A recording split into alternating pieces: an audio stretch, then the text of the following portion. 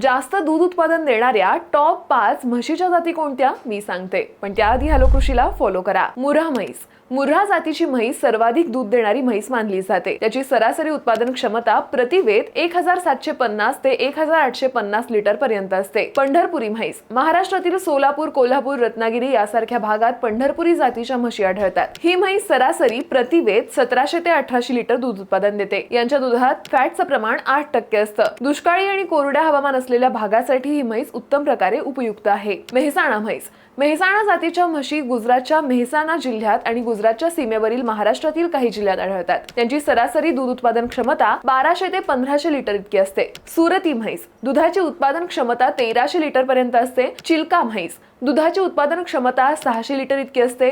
चिल्का जातीची म्हैस ओरिसा राज्यातील कटक, गंजमपुरी आणि खुर्दा जिल्ह्यात आढळतात. तुम्हालाही चांगल्या जातीची म्हैस विकत घ्यायची असेल तर आजच गुगल प्ले स्टोर वरून हॅलो कृषी ॲप डाउनलोड करा. या ॲपची लिंक मिळवण्यासाठी कमेंट मध्ये लिंक हा शब्द टाइप करा.